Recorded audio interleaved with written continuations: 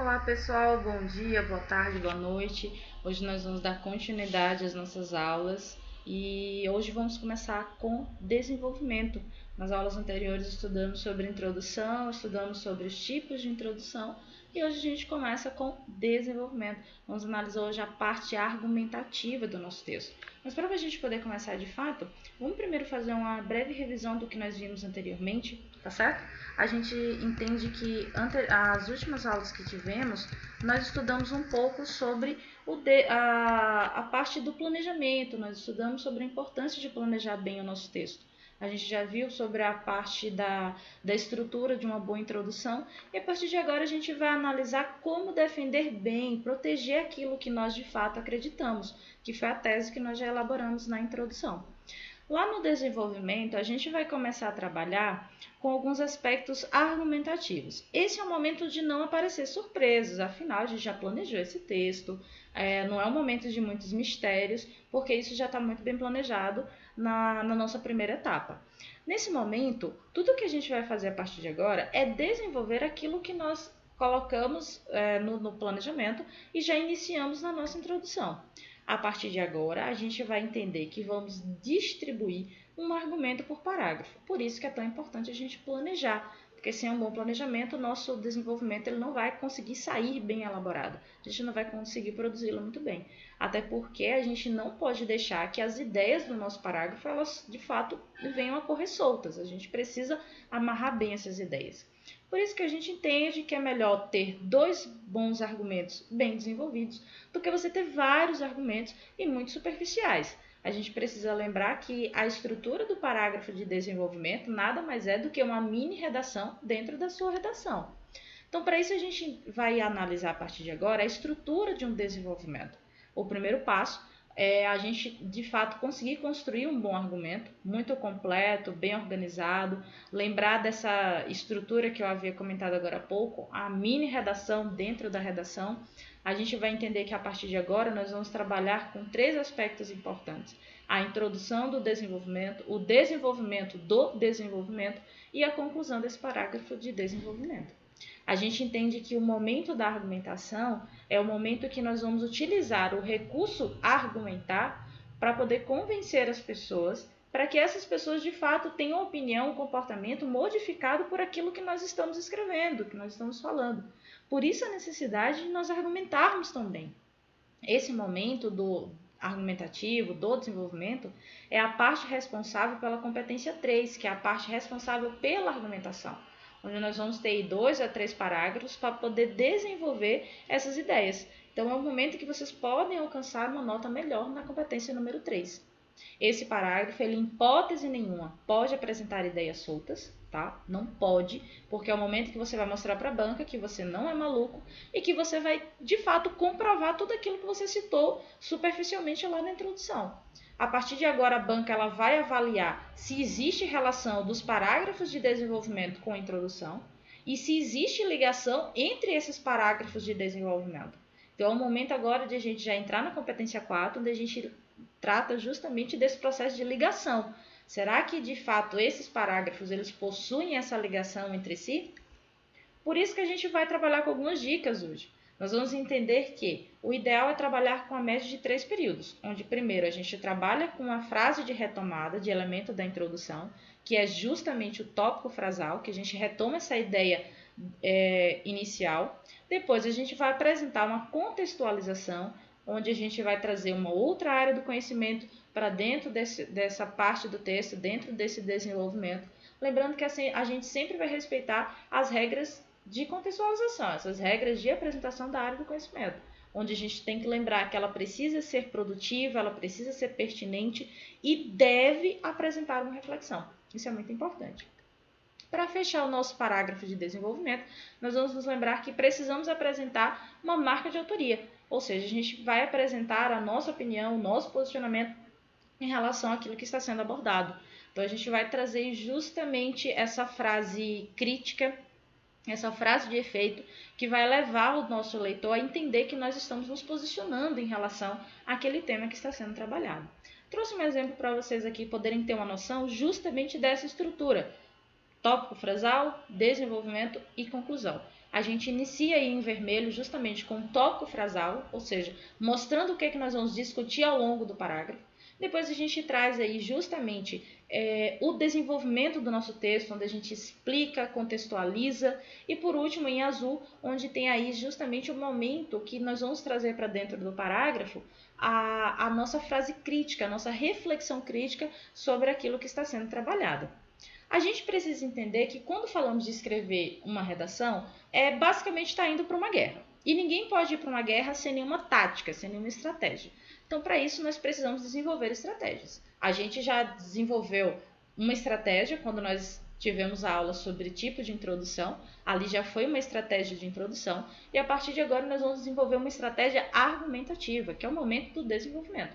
Então, é muito importante vocês conhecerem vários tipos de estratégia argumentativa, que é justamente para, na hora que você for escrever a redação, você poder se dar o luxo de escolher a melhor estratégia argumentativa que você achar que vai se encaixar melhor naquele momento. Por isso, nós vamos estudar os tipos de desenvolvimento, os tipos de estratégia argumentativa. O que eu posso usar para fortalecer o meu argumento? A gente inicia com exemplos, onde é o momento que você vai exemplificar para fortalecer o seu argumento. Ou seja, você vai trazer situações reais para dentro do seu texto para poder comprovar a sua tese.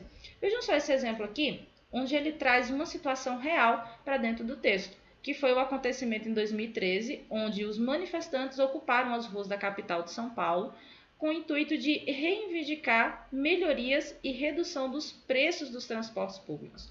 Então, o que a pessoa fez aqui? Ela usou no seu tópico frasal um breve exemplo do que ela vai trabalhar ao longo do texto. E o exemplo que ela usou foi tratar do acontecimento em 2013 com aquelas manifestações em relação aos preços dos transportes públicos. E ao longo do texto, ela trabalha em outra situação para reforçar, que foi a Revolução Francesa, onde ela ainda reforça mais ainda o seu argumento. Então, isso é trazer exemplo, é trazer algo de conhecimento geral, onde as pessoas saibam o que tem acontecido, para você poder comprovar a sua tese. Trabalhar com dados estatísticos, com estatísticas, também é muito interessante, onde você traz um dado estatístico ou uma pesquisa que foi efetuada por uma determinada instituição com o objetivo de contestar um ponto de vista e provar para as pessoas que você de fato está certo. Então, nesse momento aqui, a gente só não pode esquecer de um pequeno detalhe, que é apresentar a fonte daquele processo, daquela pesquisa, daquele dado estatístico que nós estamos trabalhando. Lembre-se, trabalhar com o aspecto estatística vai exigir um pouco mais de vocês, porque não tem como a gente decorar vários dados estatísticos para usar lá na hora da redação. Então, você vai utilizar alguns aspectos do texto motivador, onde você vai parafrasear ali alguma pesquisa, algum dado estatístico que tem dentro dele, para poder utilizar no seu texto. Professora, quer dizer que eu posso copiar um trecho do texto motivador? Não, você não pode copiar, você vai parafrasear, você vai tirar uma situação daquele texto para colocar, para fortalecer o seu argumento. Muito cuidado com isso. Aqui eu trouxe para vocês justamente esse dado estatístico como exemplo, onde a pessoa aborda de cara onde ela tirou essa pesquisa, tá? Já deixa aqui bem explícito de onde ela tirou a pesquisa. Depois ela diz o que foi trabalhado nessa pesquisa e ela traz isso dentro do tópico frasal, tá? Isso significa que ao longo do texto ela vai trabalhar justamente com esse aspecto que ela colocou aqui no tópico frasal. O resto do seu texto vai ser justamente em cima disso que ela colocou aqui. Aí só lembrando aqui o restante do aspecto da estrutura da redação, ao final ela trabalha justamente com o seu ponto de vista em relação ao que está sendo, o que foi abordado dentro desse parágrafo, tá certo? Então lembre-se, ao final de cada parágrafo a gente precisa trazer o ponto de vista da gente em relação ao que foi abordado. Comparações. Trabalhar com comparação é você relacionar o Brasil com uma outra realidade, com outro país, ou então você comparar estados, algo do tipo. É você, na verdade, comparar a problemática que está sendo abordada no tópico com uma outra realidade. E aí a gente pode fazer diversos tipos de comparação, sejam elas geográficas, sociais, por meio de características específicas, ou por meio de diferenças e semelhanças, ou por meio de diferenças culturais. Quem vai decidir isso aqui é você no momento que for necessário trabalhar com comparação no desenvolvimento. Aqui eu trouxe um exemplo para vocês, a pessoa já deixa bem claro aqui que ela está fazendo uma ligação entre os parágrafos de desenvolvimento, e aí ela vai fazer essa comparação sobre as autoridades em relação ao interesse financeiro, à má distribuição, à má alimentação dos brasileiros. Então aqui ela faz uma comparação em relação ao que foi trabalhado. Lembrando que depois de você usar essa comparação, você precisa fazer a ligação com a realidade que está sendo abordada dentro do seu texto. Então você pode comparar a situação, pode comparar uma ideia, uma questão geográfica, social, mas depois você precisa trazer para a realidade que está sendo abordada no seu texto. Só um detalhe, gente, quando a gente fala de comparação, você pode comparar a situação ou dentro do seu próprio parágrafo ou comparação entre os parágrafos de desenvolvimento, tá certo? Seguindo, a gente tem citação. A citação é muito comum, é um tipo de alusão, um tipo de aspecto de estratégia argumentativa muito utilizado, porque você vai utilizar pessoas ou autoridades consagradas em relação àquele assunto para poder ajudar a defender a sua ideia. Isso é muito comum. Vejam só esse exemplo aqui. Aqui a pessoa usa Paulo Freire como autoridade no assunto, tá? E aí ela cita Paulo Freire para poder fortalecer o argumento dela, e lógico, evidente, sem esquecer depois de fazer a ligação com a temática que está sendo abordada dentro do texto, tá certo? E lembrando que depois a gente precisa, ao final, mostrar o nosso ponto de vista em relação a tudo aquilo que está sendo abordado. Ele sempre vai ficar aqui no finalzinho para poder fazer o fechamento, tá bom?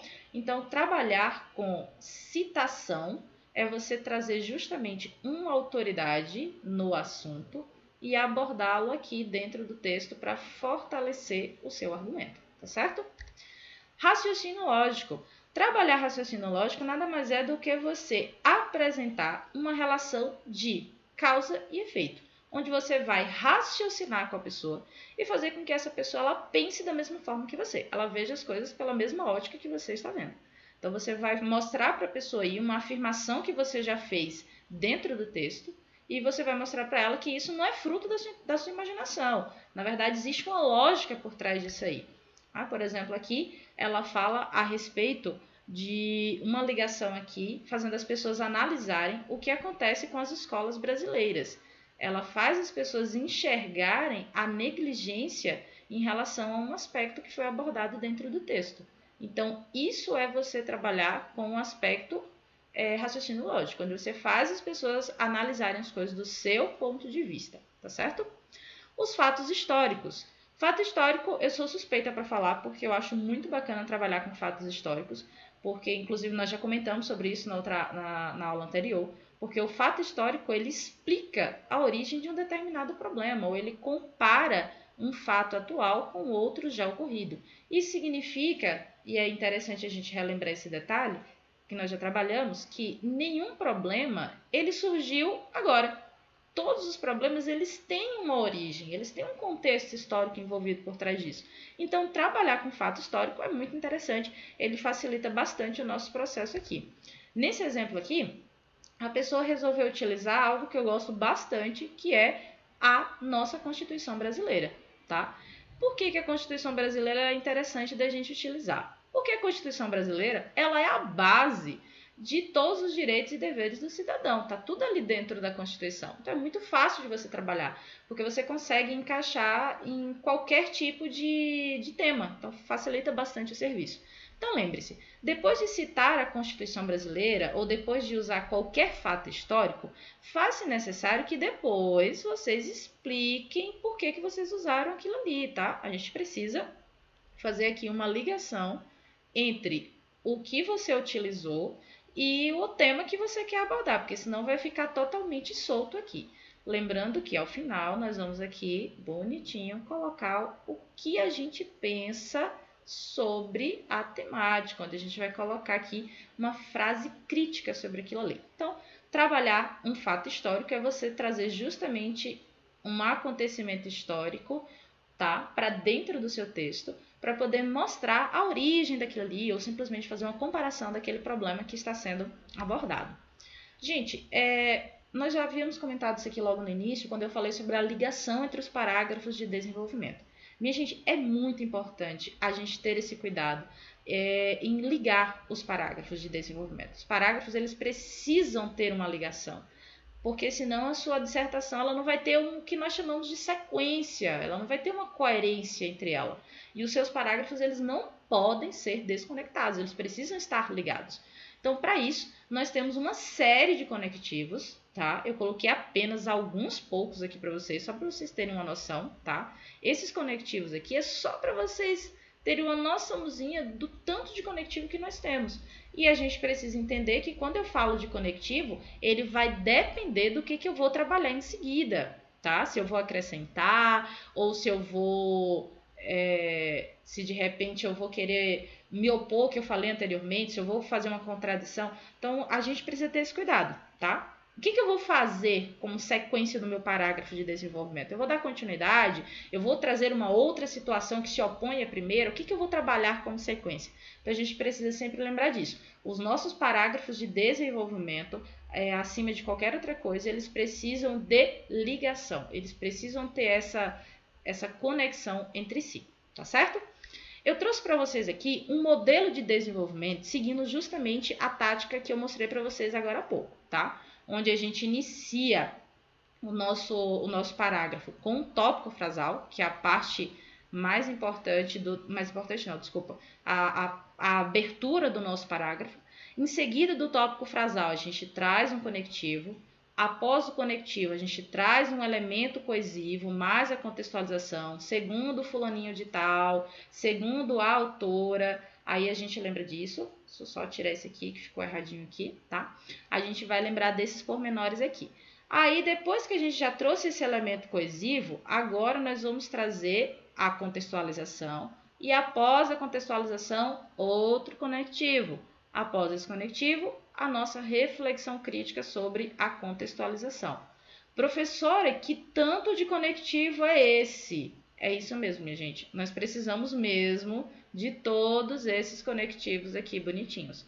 Por quê? São esses conectivos aqui que vão fazer justamente o que eu coloquei agora há pouco para vocês, tá? São eles quem fazem essa ligação entre os termos, entre os parágrafos. Por isso a importância de tantos conectivos assim. Então, a estrutura é essa daqui. Tópico frasal, conectivo. Elemento coesivo, mais contextualização. Depois, outro conectivo e em seguida a nossa reflexão crítica. Vou facilitar o processo, trazendo para vocês aqui já tudo estruturadozinho aqui. Então, vejam só aqui. A gente começa com o tópico frasal, a elaboração da Constituição Federal há 30 anos. Tararara. Ó, nesse primeiro momento aqui, a gente trabalha o tópico frasal. Isso significa, todo mundo já entendeu, que ao longo do meu texto eu vou trabalhar, eu vou destrinchar aspectos falando sobre a Constituição Federal, tá certo? Todo mundo já vai entender, já vai começar a ler o seu parágrafo de desenvolvimento ciente disso. Depois disso, olha aqui os nossos conectivos entrando em ação. No entanto, entretanto, que são justamente esses conectivos que vão ligar o nosso tópico frasal à nossa explicaçãozinha breve aqui, ó, onde a gente vai já fazer a ligação com o nosso tipo de exemplificação, tá? A gente já vai trazer a partir de agora aqui o momento em que nós vamos utilizar uma citação, um dado estatístico, uma alusão histórica, a gente vai usar justamente aqui. Então, tópico frasal, conectivo, exemplificação sobre a minha tese, o que eu vou usar para fortalecer a minha tese, tá? Depois disso, de novo, outro conectivo que é para poder ligar tudo isso ao que eu vou falar a partir de agora, ao meu ponto de vista. Olha só, percebe-se que essa inaceitável questão de vulnerabilidade. Então vejam só, aqui eu coloco a minha frase de efeito, onde eu mostro para as pessoas o que eu penso sobre esse aspecto. E aí, por último, eu lanço mão de outro conectivo, eu vou lançar outro conectivo aqui e fecho o meu parágrafo bonitinho aqui, tá certo? Fazendo as pessoas entenderem que, em seguida, eu vou trabalhar com uma solução para os meus problemas. Então, olha só, tópico frasal, contextualização. Aprofundamento da contextualização, onde eu explico essa minha contextualização. Depois, a minha reflexão crítica. O que eu penso sobre isso? Tá tudo aqui destrinchadinho dentro desse parágrafo, tá certo? Gente, isso aqui que eu acabei de colocar para vocês é o que nós chamamos de modelo pronto, tá? A gente só precisa ter um cuidado que todo modelo pronto ele vai precisar de adaptações. Ou seja, isso aqui eu posso trabalhar com várias temáticas diferentes, mas eu preciso ter o cuidado de que eu preciso fazer algumas adaptações. Inclusive eu coloquei em vermelho aqui, ó. Deixei um espaço e coloquei classe afetada pelo problema. Qual é a classe que foi afetada pelo problema que eu estou usando dentro da minha produção textual? Então, você vai fazer adaptação aqui. Esses conectivos, gente, os conectivos são os que mais precisam de adaptação, porque isso aqui, ó, ele vai depender justamente da temática, do que você vai trabalhar em seguida, tá? Isso aqui também, olha só, a exemplificação sobre a tese também vai depender do que você vai abordar como contextualização. O que você vai decidir trabalhar como contextualização? Então, atentem-se a isso. Todo modelo pronto, ele precisa de adaptações. E aí é onde entra justamente a marca de autoria de vocês. Que à medida que vocês vão fazendo as adaptações, o modelo vai ficando com a cara de cada um de vocês, tá certo? Então, meu povo, nós vimos aqui hoje justamente esses modelos de desenvolvimento, como é que a gente pode trabalhar bem o nosso desenvolvimento, tá? Nós vimos aqui justamente como é que deve funcionar a nossa estratégia de texto, como é que vai funcionar a nossa estratégia de produção, de argumentação, que isso é muito importante, tá certo? Então, lembre-se, qualquer dúvida, qualquer questionamento, entre em contato para a gente poder sanar essas dúvidas de vocês. Eu estou aqui sempre disponível, à medida do possível. Às vezes eu posso até demorar um pouquinho de responder a mensagem, mas eu sempre estou disponível para vocês, tá certo? Um beijo no coração, beijos e queijos, boa semana, vão em paz e não pequem mais. Beijo!